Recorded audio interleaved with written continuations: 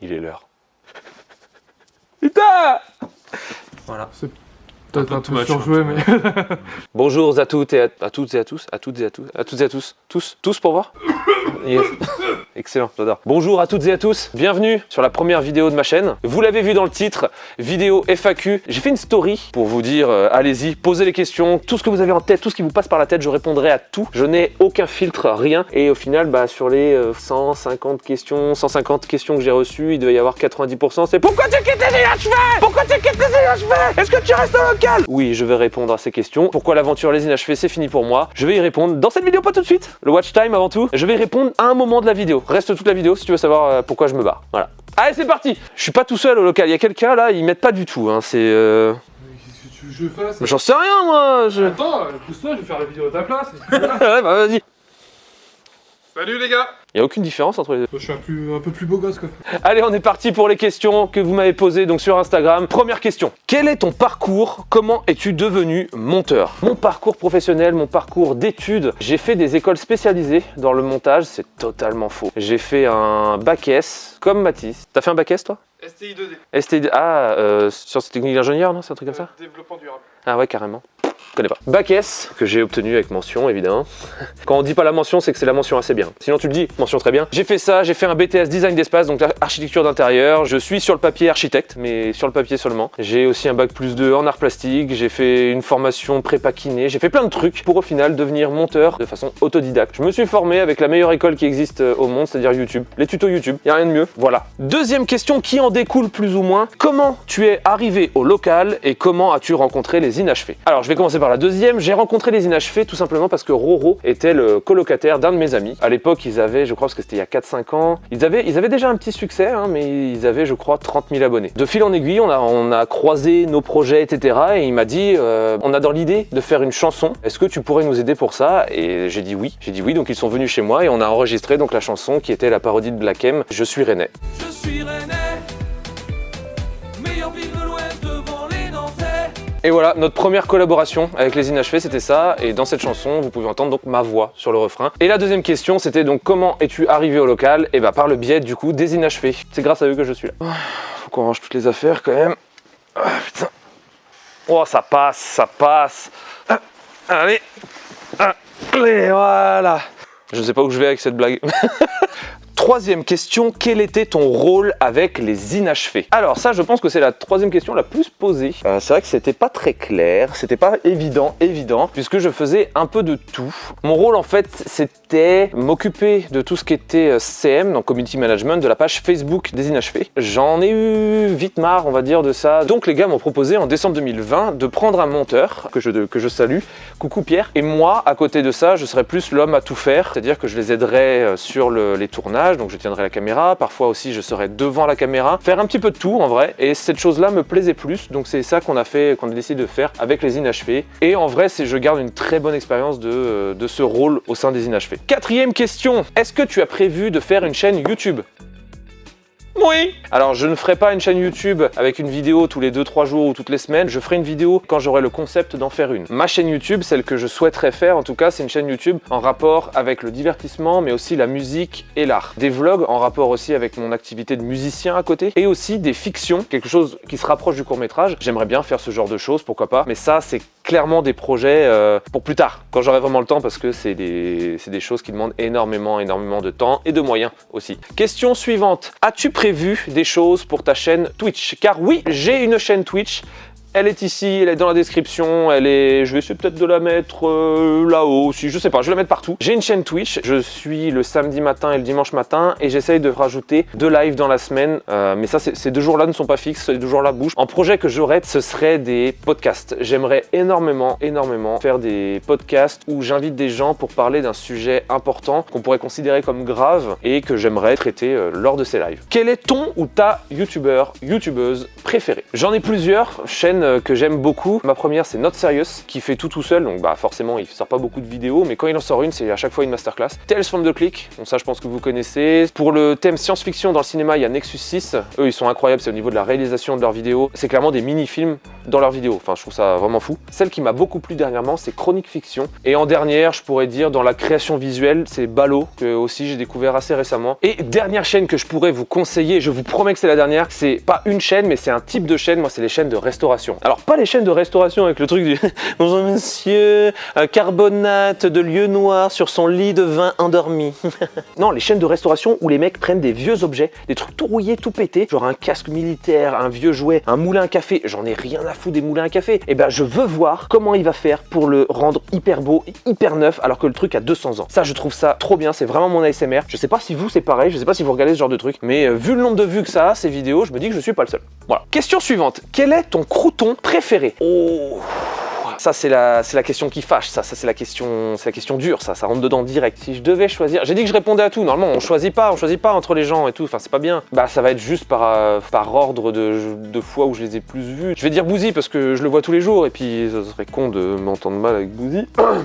Mais voilà, on va dire Bouzy, même si j'adore Valouz, et Doc aussi, et Pidi aussi, enfin bref, tu m'as compris. Question plus personnelle, as-tu des enfants? Non, je sais pas si c'était très intéressant, mais je réponds. As-tu fait du foot quand tu étais petit? Non, team basket. Pourquoi team basket? Parce que ça. Irving back to James. Tyreek at the hole.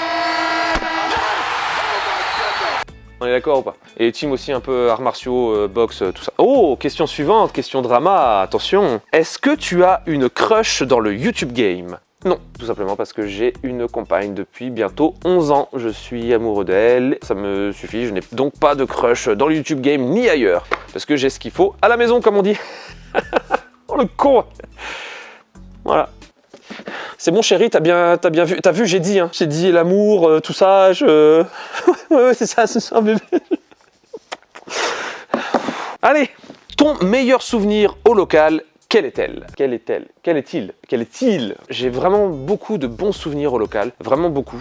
Quand Amixem est venu au local pour nous présenter Spot, le chien de Boston Dynamics. Ça, en vrai, ça m'a marqué. Ouais, ça m'a marqué de ouf parce que même si c'était, bon, on pourrait se dire, bon, c'est juste un robot Amixem qui vient, c'est juste me dire que ce robot-là, je ne le verrai probablement plus jamais. De voir un bijou technologique comme ça sous mes yeux, c'était assez fou. Des robots, on n'en voit pas souvent. Sauf des robots rock. Allez, ouais. Question suivante. Je peux te sucer, frère? Non mais ça va pas te poser des questions comme ça, mais évidemment que tu peux. Quoi? As-tu des projets musicaux à venir? Ah, la musique dans la peau. Je connais pas les paroles, je vais être très insultant en faisant du yaourt. J'ai donc deux groupes de musique, j'ai celui-là.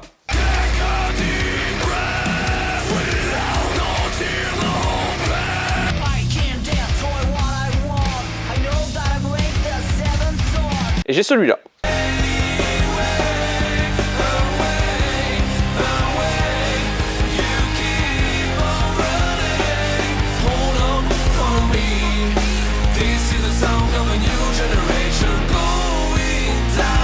Pour ces deux groupes, j'ai sorti un album de chaque cette année. J'ai sorti un album pour The Chainsaw Motel et un album pour Hipscore. Tous deux disponibles sur Spotify, Deezer, iTunes et tout, etc. N'hésitez pas à les streamer en masse. Oui. Nouvelle question. Quel est ton meilleur souvenir avec les inachevés et le meilleur prank selon toi? Alors, mon meilleur souvenir, évidemment...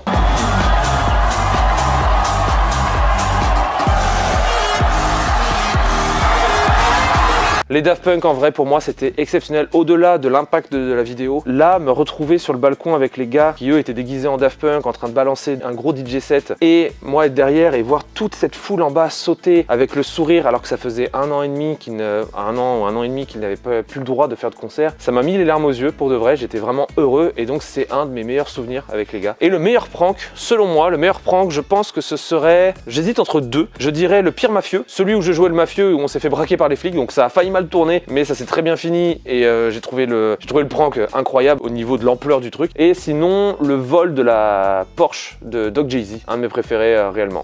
Comme ça, le doc, comme ça.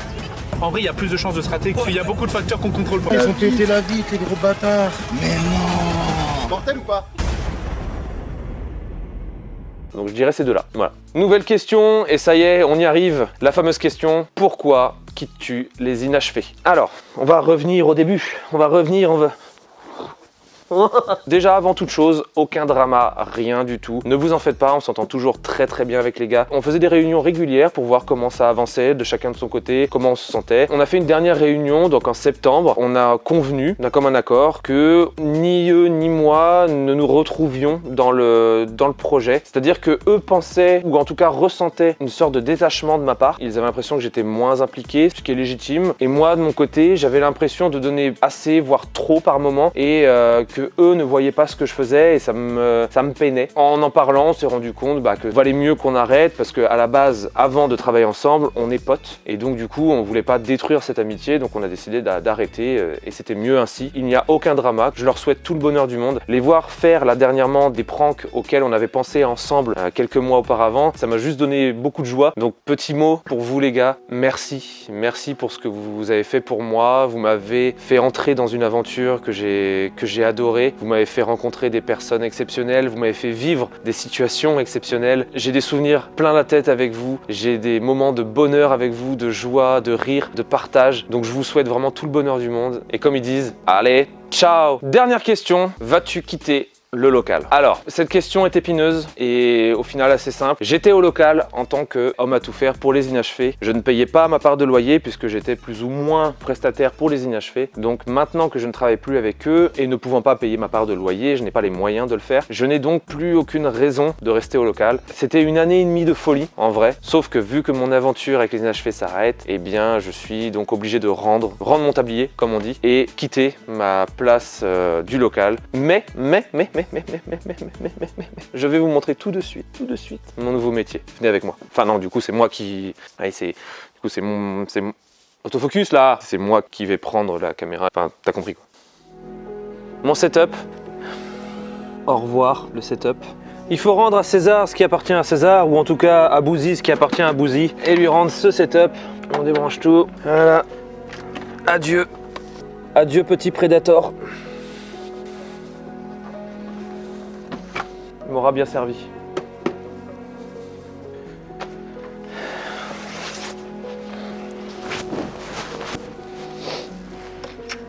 C'est donc la fin de l'aventure pour moi, l'aventure des inachevés. C'était une belle aventure pour moi en tout cas. Et à bientôt, à très vite. Au revoir le local.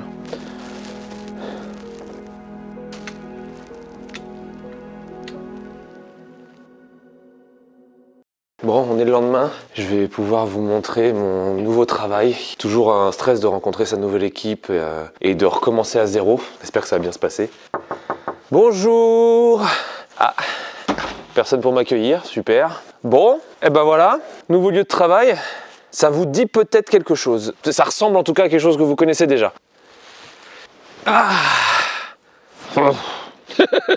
Et voilà, mon nouveau poste de travail qui est en fait le même que l'ancien, à un détail près que je vais chercher tout de suite. Ah putain, ouais. Ah bah il rentre même pas dans le cadre. Ah bah Dieu. Ah. Le PC qui va avec le nouveau poste de travail. C'est en fait ni plus ni moins que l'ancien PC de Fab, hein, évidemment. Allez.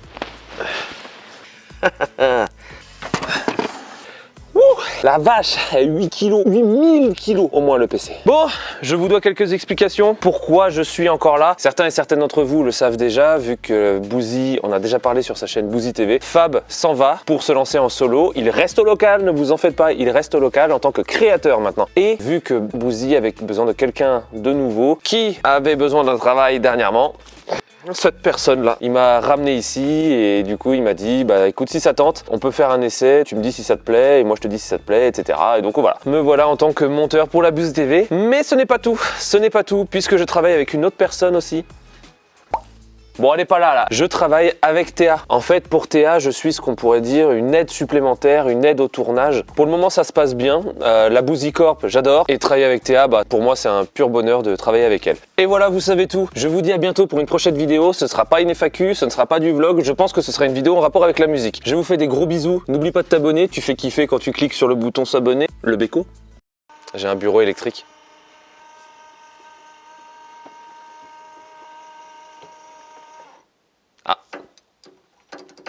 Ah, c'est le maximum? Bon.